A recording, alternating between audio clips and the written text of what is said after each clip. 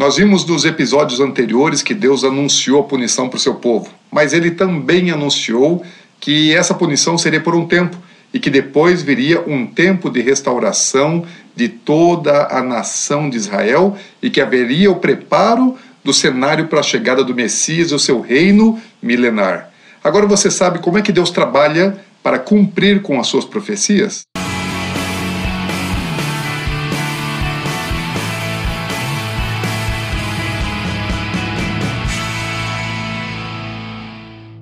Para cumprir os seus propósitos e as suas promessas, Deus sempre levanta homens com um chamado especial para que a profecia se cumpra.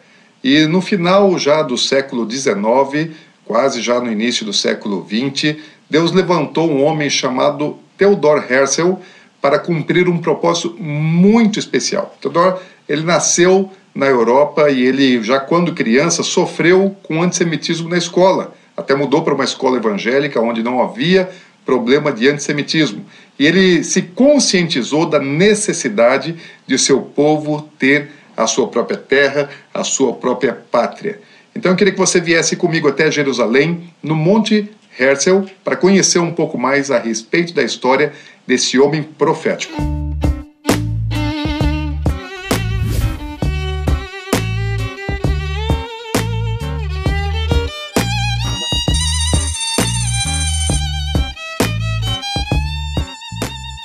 Shalom, nós estamos aqui no Monte Herzl, em Jerusalém. Esse é um lugar importante, histórico, para esse tempo da restauração de Israel.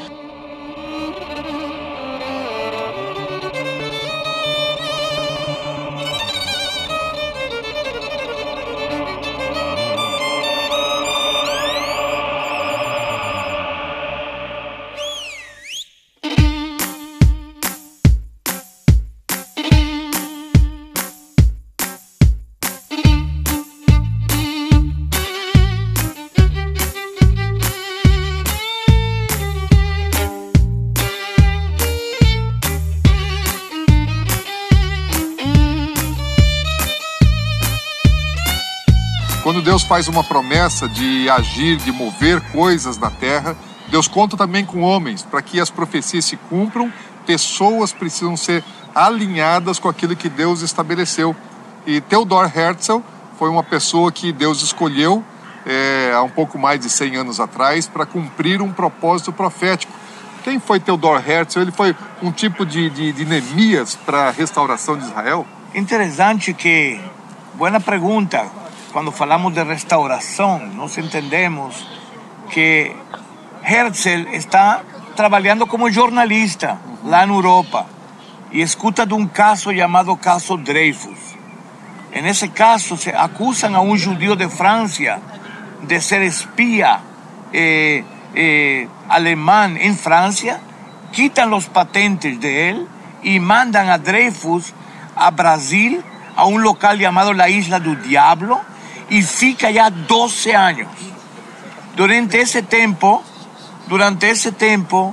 interesante que Émile Zola, otro famoso escritor, y también Herzl estudian el caso de Dreyfus y se dan cuenta que era toda una mentira. Hacen un juicio, renuevan un juicio y encuentran que él es libre de culpa. Y ahí se da cuenta Herzl por primera vez la importancia de que los judíos tengan su propia casa, su propio hogar, su propia nación. Porque los judíos eran perseguidos sin ninguna razón por el simple fato de ser judíos.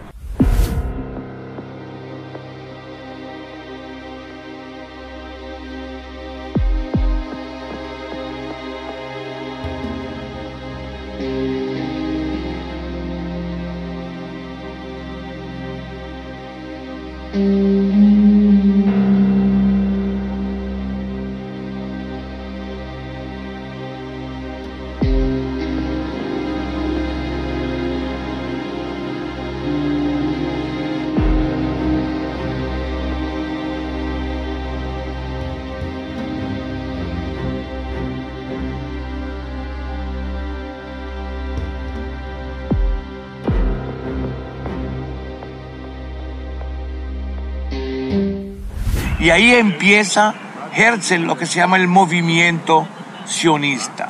Empieza a hacer congresos en diferentes partes de Europa, especialmente en Suiza, en un lugar llamado Basel, y él comienza a hablar sobre la visión de los judíos retornar a la tierra de nuestros antepasados. Uma profecia de milhares de anos, de mais de 2.500 anos, os profetas começaram a falar sobre o retorno do povo de Israel para a sua terra, e Jerusalém e Israel foram destruídos no ano 70 da era cristã.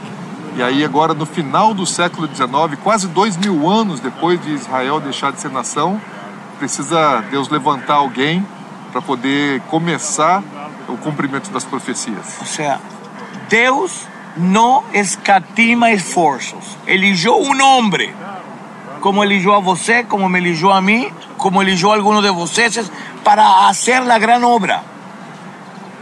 Él no sabía lo que estaba haciendo, mas él tenía una visión. Y él convenció a líderes judíos de Europa la idea de voltar a esta tierra, lo que llamamos hoy en día el movimiento sionista. Sim, e ele não precisou viver muito tempo para realizar tantas coisas importantes como ele fez. Exactamente, murió a los 43, 44 años, un hombre muy enfermo, mas en ese tiempo recorrió muchas ciudades y países para convencer al liderazgo judío que llegó la hora de retornar. É isso. Então Deus prometeu restaurar o povo, a nação de Israel, e agora isso está acontecendo. Então, há um pouco mais de 100 anos atrás, Deus coloca uma visão num homem simples lá na Europa da restauração do povo, da nação de Israel.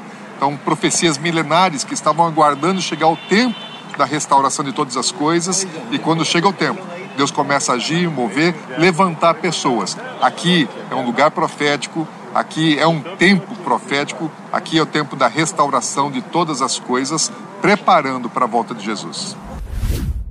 Theodor Herzl ele não tinha apenas um sonho. Ele trabalhou pela realização, pelo cumprimento de uma profecia que falava a respeito da recriação do Estado de Israel. Como ele morreu jovem, ainda não pôde ver o seu projeto se realizar.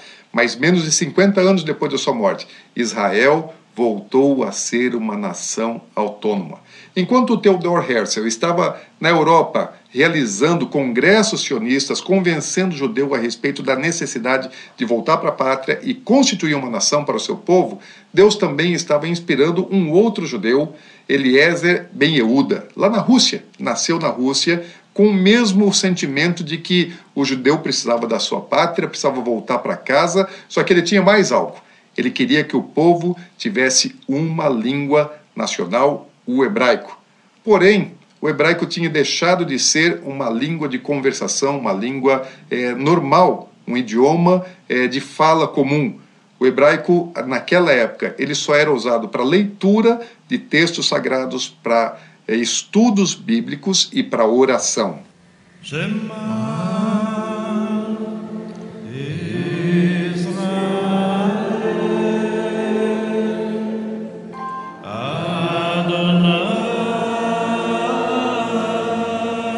Ben Yehuda sabia que o profeta Sofonias anunciou que Deus restauraria a língua do seu povo, lhes daria um idioma puro para buscar a sua presença. Então ele tomou uma decisão, que ele, com o judeu, só falaria em hebraico, ainda que ele falasse alemão, francês e russo. E em 1881, ele resolve fazer aliar, ele vai para a terra de Israel, e quando nasce o seu filho, ele toma uma decisão ainda mais radical, que o filho dele só falaria hebraico e só ouviria o hebraico. Ele isolou o menino até 5 anos de idade para que ele não tivesse contato algum com nenhuma outra língua. E enquanto Theodor Herzl estava ali pela Europa fazendo as conferências sionistas, Ben Yehuda estava lá em Israel dando aulas, ensinando o hebraico para as crianças. Além de ensinar o hebraico para o seu próprio povo, Ben Yehuda desenvolveu um dicionário completo do hebraico antigo para o hebraico moderno. Algumas palavras que não existiam no passado precisaram ser inventadas ou criadas, e ele se dedicou muito tempo para produzir essa obra que é até hoje a maior obra, a mais completa de referência a respeito desse assunto. Tanto Theodor Herzl como Ben Yehuda, eles foram grandemente usados por Deus na preparação do cumprimento das profecias dos últimos dias.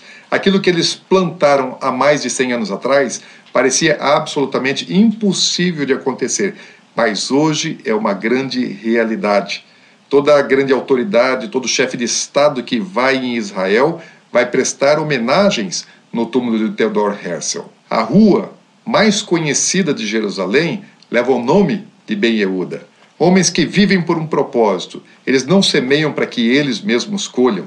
Eles plantam para que gerações vindouras possam colher. Eles dão destino para nações. Nós vamos ver ainda nessa série de vídeos que trata do tempo da restauração de todas as coisas. Quantas pessoas Deus precisou levantar para que as profecias se cumprissem. Então, não deixe de se inscrever no canal Últimos Dias Channel e ative o sininho das notificações para receber a informação das publicações de vídeos vindouros dessa série. Deus te abençoe, quero te ver na eternidade.